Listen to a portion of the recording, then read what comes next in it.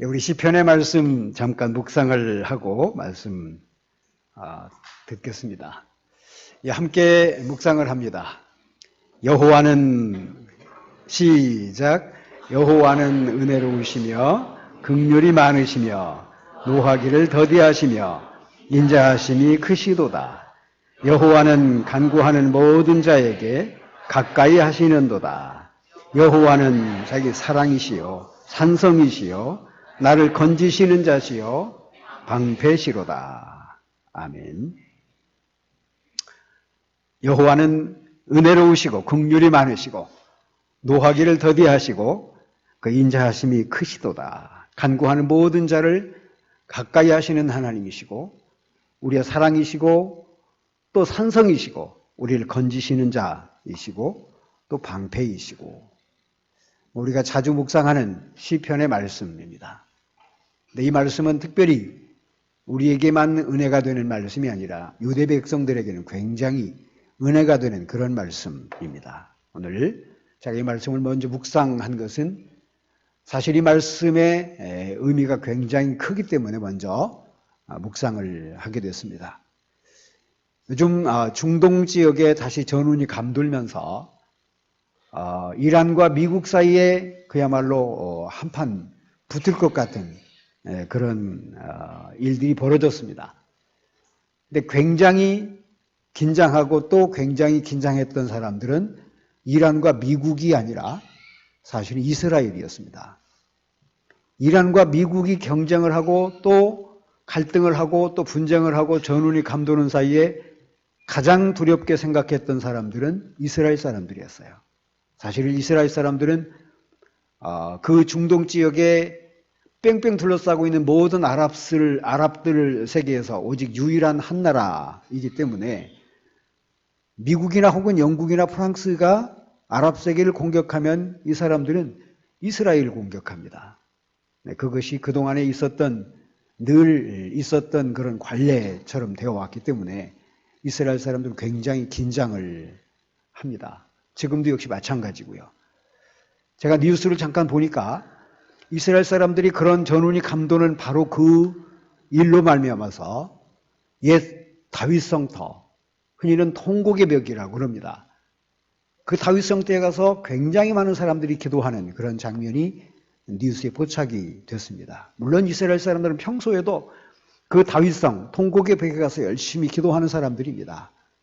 그런데 이런 일이 발생을 하면 또 특별히 국가적인 큰 위기 상황, 또 이런 전운이 감도는 그런 상황이 도래하면 더 많은 사람들이 가서 기도합니다. 이란이 미국을 공격하는 것은 불가능하기 때문에 사실은 미국의 절대 지지와 지원을 받고 있는 이스라엘에 공격을 하는 것, 이것이 그동안에 늘 있어왔던 프로그램이었습니다. 수도 예루살렘에 미사일 한 방이라도 떨어지면 아주 큰 일이겠죠. 그렇게 되면 또 전쟁이 발생을 할 것이고 또 이스라엘도 가만히 있지 않을 것이니까 역시 전쟁에 발발할 수밖에 없는 그런 위기 상황이었기 때문에 아마 굉장히 많은 사람들이 기도하러 간 것 같습니다. 다윗이라는 사람은 지금부터 3000년 전 사람입니다. 근데 지금도 다윗이 3000년 전에 세웠다는 이 성터, 흔히는 다윗 성터라고 그럽니다만은 이 성터에 가서 이스라엘 백성들은 한 세월 동안 기도해 왔어요. 눈물로 기도합니다. 제가 언제가 말씀을 드린 대로요. 그 성벽에 하도 사람들이 많이 문질고 또 붙들고 기도해서 그 성벽, 돌덩이가요. 그렇게 부드러울 수가 없습니다. 엄청 부드러워. 손으로 만지고 눈물 뿌려 또 기도하고 그러기 때문에 수백 년, 수천 년 동안 백성들이 그래왔습니다. 그리고 그 돌 사이에 아주 빨갛게 글들이 적혀 있는데 그 글들의 상당수는 수십 년, 수백 년 된 글들입니다. 빼지 않았기 때문에 발해서 읽을 수도 없는 그런 글들인데 그냥 거기 다 이렇게 꽂혀 있습니다. 이스라엘 사람들이 다윗의 성터, 통곡의 벽에 가서 기도하는 가장 중요한 이유 중에 가장 중요한 이유는 3000년 전 사람이지만 역대 다윗 왕만큼 하나님의 축복을 많이 받은 사람이 없어요. 또 역대 다윗 왕만큼 나라를 잘 통치한 왕도 없습니다. 이스라엘에 많은 왕들이 있었고 흥망성쇠를 거듭했는데요. 다윗만큼 영토를 많이 확장한 사람도 없어요. 다윗만큼 부국을 만든 사람도 없습니다. 나라가 크지는 않았지만 다윗 시대는 어떤 나라도 감히 다윗의 나라를 넘볼 수가 없을 만큼 다윗의 나라는 막강했습니다. 이스라엘의 국기는요, 다윗을 상징하는 별 하나로 딱 그려놓고 말았어요. 3000년 전 사람이지만 지금도 이스라엘 백성들이 다윗을 그리워하는 이유 중에 가장 큰 이유입니다. 또 그 통곡의 벽, 다윗의 성터에 가서 열심히 기도하는 이유 중에 또 이유입니다. 그 시대의 그 영광, 그 시대의 그 찬란함을 다시 재현해 달라고 하나님 앞에 기도하는 거죠. 국가적인 위기를 닥치면 훨씬 더 많은 사람들이 가서 기도합니다. 이번에도 역시 그래서 더 많은 사람들이 그 통곡의 벽을 붙들고 울면서 기도하는 그러한 모습이 뉴스에 포착이 된 겁니다. 한 가지 좀 궁금한 게 있어요. 여러분, 사실 다윗은요, 인간적으로 약점이 굉장히 많은 사람이에요. 윤리적으로 굉장히 또 타락했던 사람입니다. 그런 사람이 왕이 됐는데 또 왕이 돼서도 굉장히 많은 죄를 짓죠. 그런데 하나님 왜 그 다윗을 축복하셨을까입니다. 우리 성경에 읽어보면 좀 부끄러운 그런 얘기이긴 합니다만은 다윗이 남의 아내를 취하기 위해서 그 남편을 전쟁터에 보내서 죽여요. 그리고 그 아내를 취하죠. 굉장히 많은 사람들이 반대합니다. 당연하지요. 왕이라도 그럴 수는 없는 것이지요. 근데 다윗은 그렇게 했어요. 남의 아내를 취합니다. 누가 반대해도 왕이기 때문에 뭐 본인이 의지를 가지고 있으면 그 말릴 수가 없어요. 그 정도의 약점을 가지고 그 정도의 흠이 있는 사람입니다. 그런데 그 다윗은 하나님 축복하십니다. 왜 그러셨지? 다윗이 무엇을 보고 하나님이 그 나라를 그렇게 축복했고 다윗을 축복했을까? 여러분, 다윗이 확보한 영토가 엄청 넓어서요. 훗날 그 아들 솔로몬이 왕이 됐는데요. 솔로몬이 경제적으로 조금 어려웠고 빚졌어요. 공사를 하도 많이 해서. 더 이상 국고를 지불할 수가 없어요. 그래서 다윗이 확보한 많은 영토 중에서 몇 성읍을 그냥 외국에게 줘버렸어요. 돈이 없으니까 땅덩어리를 줬어요. 그 정도로 다윗의 나라가 엄청 넓었습니다. 백성들은 적고 나라는 넓고 뭐 능히 그럴 수 있었겠지요. 그 정도로 다윗을 하나님 축복하세요.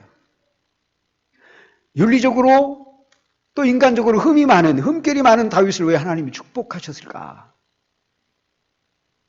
근데요, 제가 오늘 설교 제목을 하나님 그분은 무골호인인가 그랬어요. 무골호인이라는 말은 뭐 잘 아시는 대로 이래도 흥 저래도 흥 하는 사람 아닙니까? 누가 뭐래도 흥, 누가 뭐래도 흥. 하나님은 과연 그러신 분인가?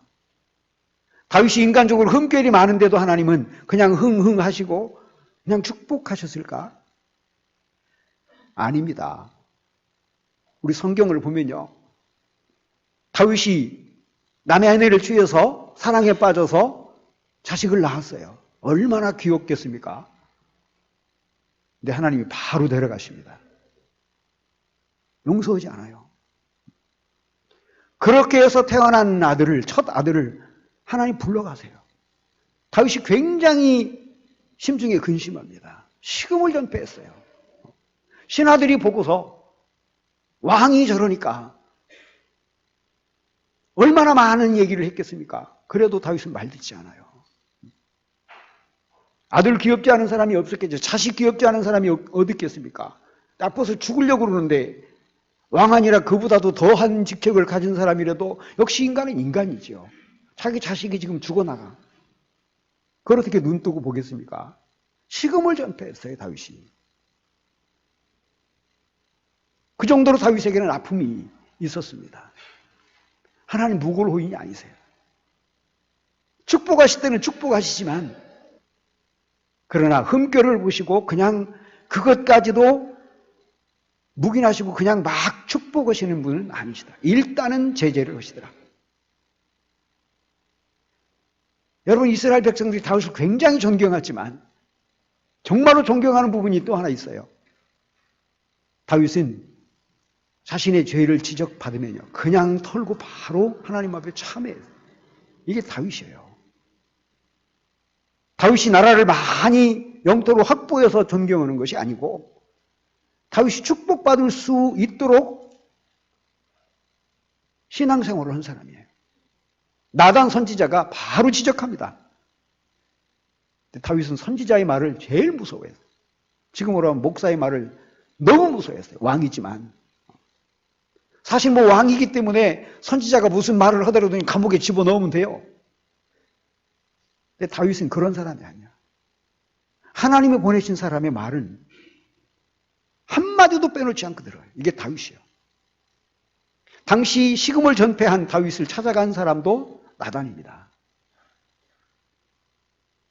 아이가 죽자마자 나단의 권면을 받고 그냥 바로 참회하고 일어나요. 하나님 앞에 또 나아가서 기도합니다. 이게 다윗이에요. 제가 요즘 창세기 말씀을 묵상하다가 요즘 통독 막 시작했잖아요. 우리 하나님은 태초부터 그러셨네. 우리 창세기의 말씀을 보면 그렇습니다. 여러분, 창세기 1장은 아담의 이야기죠. 제가 지난 주일에 아담 얘기를 했습니다. 엄청 축복을 받았죠. 아담만큼 축복을 받은 사람 세상에 없습니다. 왜? 모자랄 것이 없는 에덴에서 하나 살았습니까? 아무것도 더 이상 필요가 없는 곳이.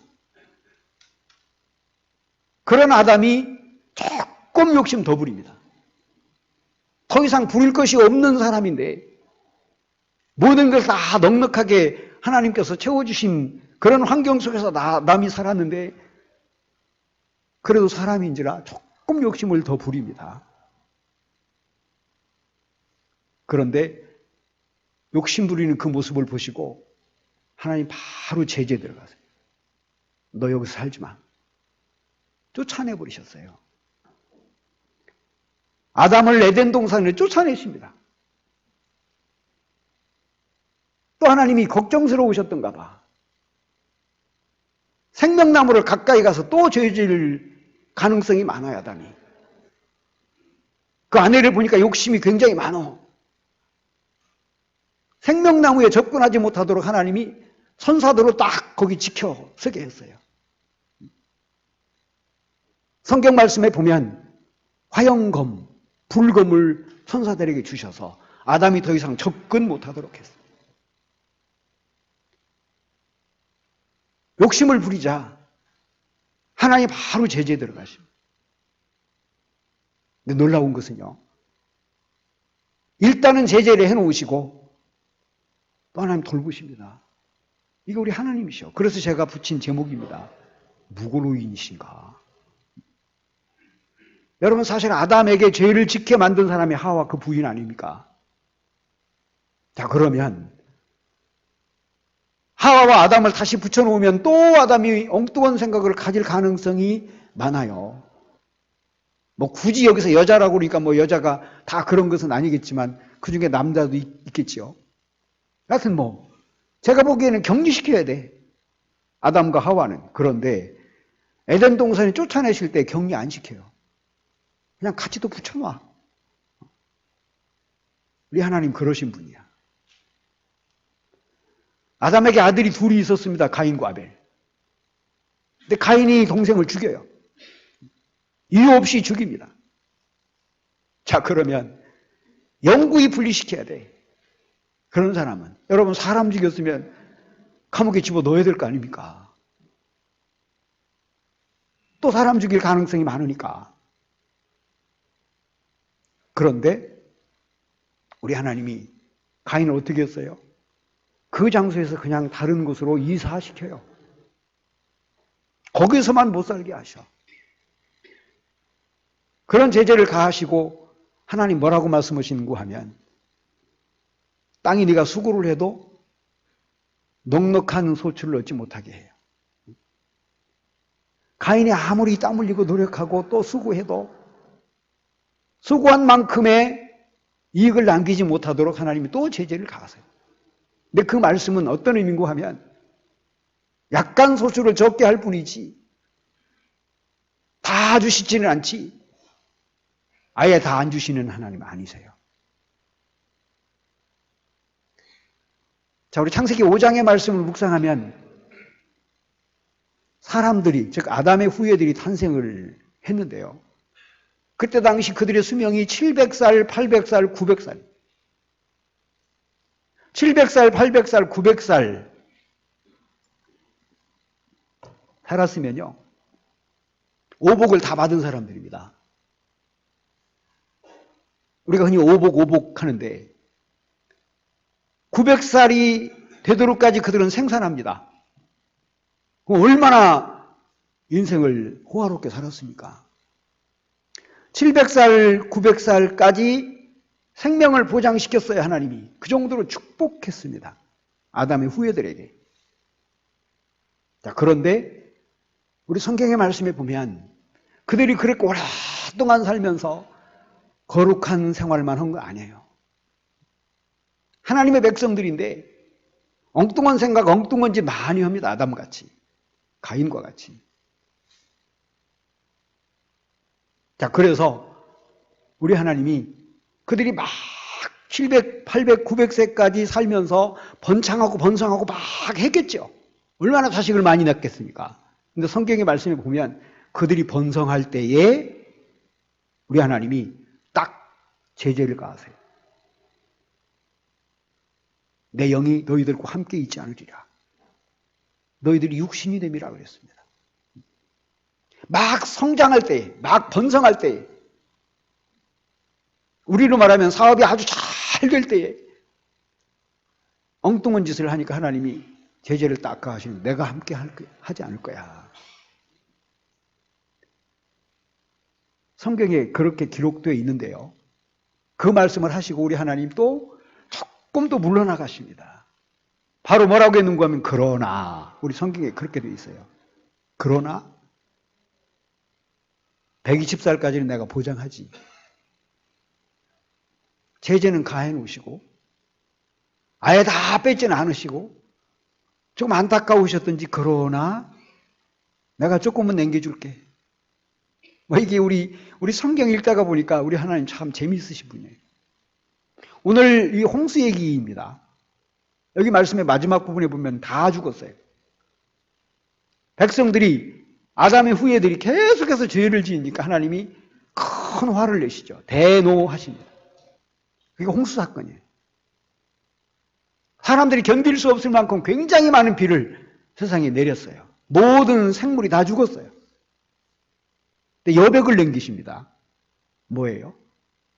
방주를 만드시고 모든 동식물의 남녀 한 상씩 다 이렇게 보관하셔. 완전히 다 죽이진 않으셔.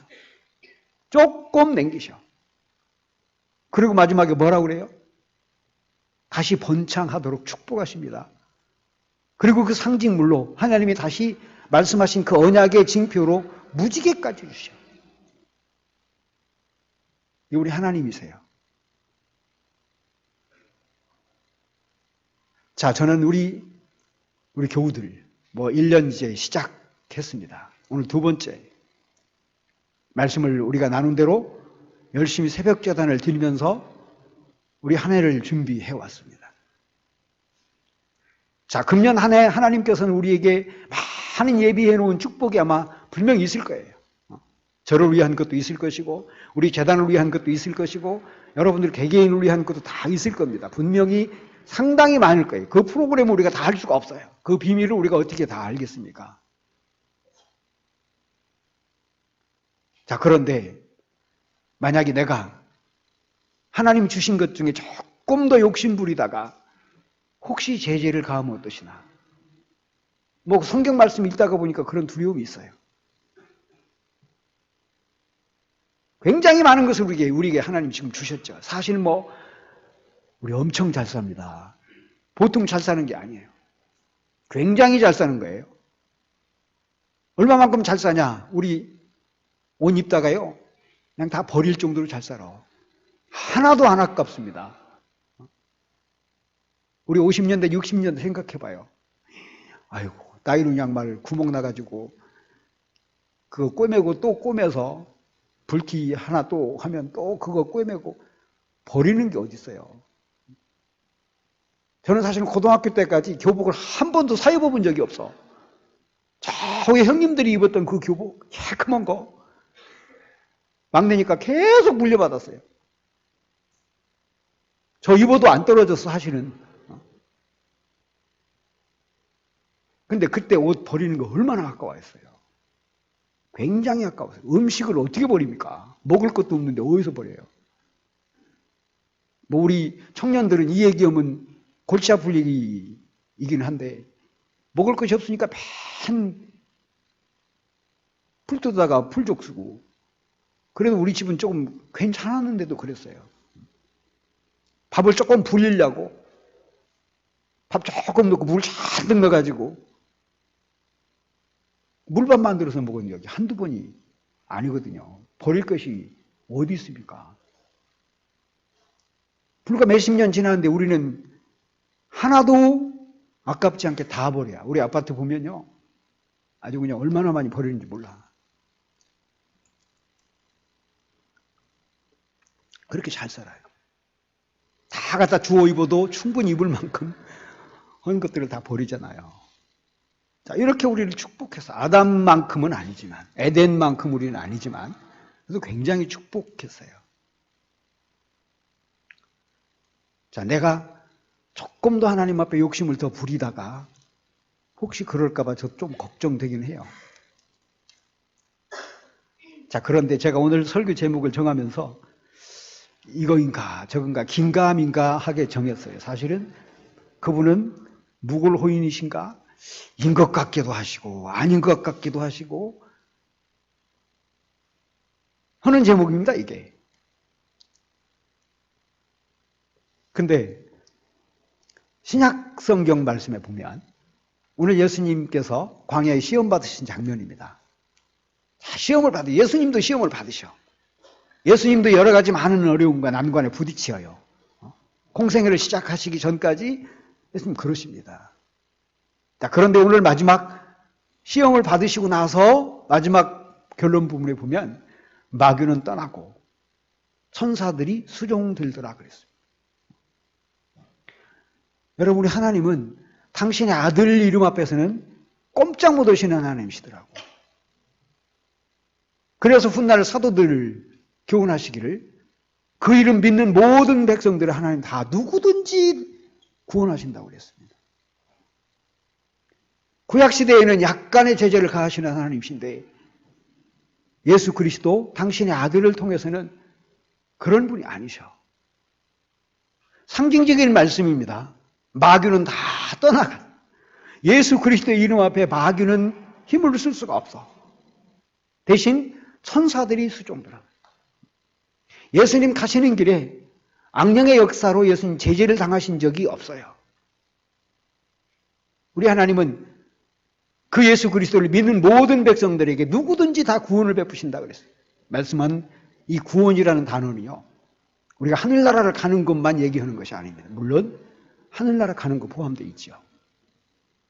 그것은 죽어서 가는 세상이고, 여기서 말씀하는 구원은 현실적으로 우리 주 예수 그리스도를 의지하는 하나님의 백성들에게 마귀의 역사, 우리를 해하려고 하는 온갖 장난들은 다 하나님이 거두시고 천사들의 수종만 있게 하시는 그런 하나님이라는 뜻이 오늘 예수 그리스도의 광야 시험 중에 나타난 현상입니다.